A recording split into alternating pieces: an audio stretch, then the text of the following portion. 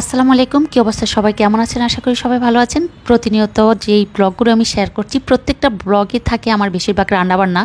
যেহেতু আমি রান্নার কাছে সবসময় ইনভলভ থাকি, তো আমার রান্নার কাজগুলি হচ্ছে আপনাদের সাথে সবচেয়ে বেশি শেয়ার করা হয়। আর আমি প্রতিনিয়ত বলছি বা আগেও বলে এসেছি, এখনও বলছি, যেহেতু আমার পেজ আছে আর পেজটাও যেহেতু আমার লাইফস্টাইল পেজ, সেক্ষেত্রে আমি সবার সাথে সব কিছু ঘরোয়াভাবে শেয়ার করছি। এমন না যে আমি কোথায় যাচ্ছি কি করছি সেটা শেয়ার করছি, জাস্ট রান্নাবান্না শেয়ার করা। আমার পুরো ব্লগ যারা একদম পিছন থেকে দেখে আসছেন, আজও দেখছেন, তাদের ক্ষেত্রেই বলবো। তো সকালবেলা ঘুম থেকে উঠে আজকে কি রান্না করব সেই প্রস্তুতি যে শেয়ারটা করছি সেটা ছিল যে ইলিশ মাছ নিয়েছিলাম দুটো, আর বাজার সদাই করিয়েছিলাম টুকিটাকি হালকা পাতলা যে বাজার সদাইগুলো করেছি তা আস্তে আস্তে শেয়ার করব। আর এখানে হচ্ছে যে দুটো ইলিশ মাছ নিয়েছি, তো মাছগুলোকে আমি কেটে একদম আমার বাসার যেহেতু মেহমান থাকলে হয়তো বা একটু বড় সাইজ করে নিয়ে নিতাম, আর যেহেতু মেহমান ছিল না আজকে, তো সেই ক্ষেত্রে হচ্ছে আমি আমাদের মতো একদম নর্মালভাবে ছোট বড় মিলেজ সাইজ করে নিচ্ছি। আর ইলিশ মাছ কাটা তো একদম ইজি একটা কাটা, যে এই মাছটা হচ্ছে সবচেয়ে বাংলাদেশের মাঝে যে মাছগুলো আমরা অন্তত বেশি বেশি পরিচিত বা বেশি বেশি রান্না করা হয় তার মধ্যে ইলিশ মাছটা হচ্ছে একদম শর্টকাট কাটা যায় এই ধরনের একটা মাছ। আমার ইলিশ মাছ কাটতে কে কে ভয় পান বা বিরক্ত বোধ মনে হয় যে ইলিশ মাছ কাটাটা আসলে একদম বিরক্তকর একটা কাটা, তারা অবশ্যই কমেন্টস বক্সে জানাবেন। আমার কাছে খুবই ইজি মনে হয়। তো এখানে হচ্ছে ওই যে বললাম বাজার থেকে সদাই এনেছিলাম, সেটা ছিল কলমি শাক। কলমি শাকটাকে একটু বড় বড় করে কেটে নিলাম।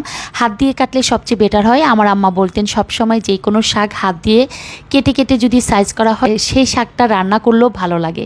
তো সেই সময় তো এখন আর আমাদের থাকে না, আমরা এত তাড়াহুড়ো করে কাজ করি। তো সেক্ষেত্রে হচ্ছে কলমি শাকগুলোকে বেছে পরিষ্কার করে দেন হচ্ছে আমি বটি দিয়ে কেটে ফেললাম।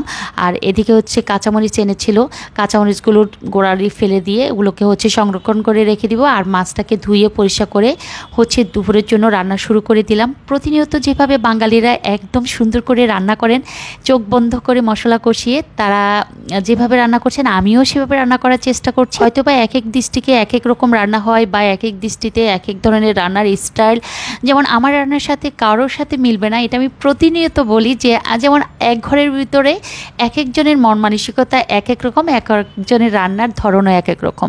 আমি নর্মালভাবে মশলাটাকে কষিয়ে দেন হচ্ছে মাছটাকে বসিয়ে দিয়েছি। আমার শাশুড়ি কখনো ইলিশ মাছে হচ্ছে রসুন বাটা দেয় না, এটা আমি আমার শাশুড়ি থেকে জানি। যদিও আম্মা যখন রান্না করতো বা গ্রামের বাড়িতে গেলে আম্মা যখন রান্না করে তখন উনি রসুন দেয় না, আর আমি যখন রান্না করতে আসি তখন আমি ওই যে পেঁয়াজ বাটা, রসুন বাটা, পেঁয়াজ কুচি, পরিমাণ মতো হলুদের গুঁড়ি, মরিচের গুঁড়ি, লবণ, এগুলো দিয়ে হচ্ছে মশলা কষিয়ে দেন হচ্ছে আমি ইলিশ মাছটা বসিয়ে ফেলি। যদিও আমার শাশুড়ি এটা একদম লাইক করে না। এটা জাস্ট তার মানে যে রান্না হচ্ছে না এমন না, বাট এক একজনের রান্নার ধরন এক এক রকম, তা শেয়ার করা।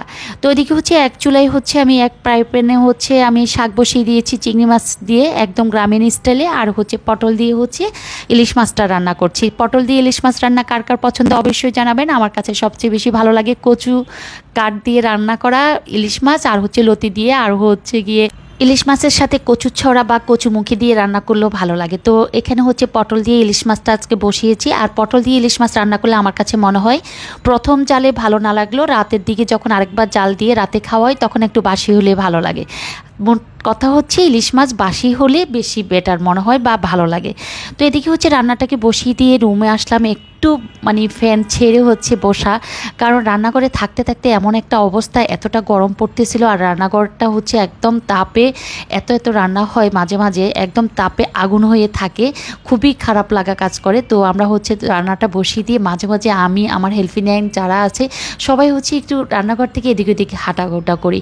তো এদিকে হচ্ছে শাকটা ওই যে বললাম একদম গ্রামীণ স্টাইলের শাকটা রান্না করেছি চিংড়ি মাছ দিয়ে। আমার মা যেভাবে রান্না করতেন, মার কথা অনেকবার মনে পড়ছে। আমি শাক রান্না করলে আম্মাকে অনেক মিস করি। আম্মা যদিও বেঁচে নেই, উনিও পরপারে চলে গিয়েছেন, আল্লাহ বেস্ত নসিব করুক।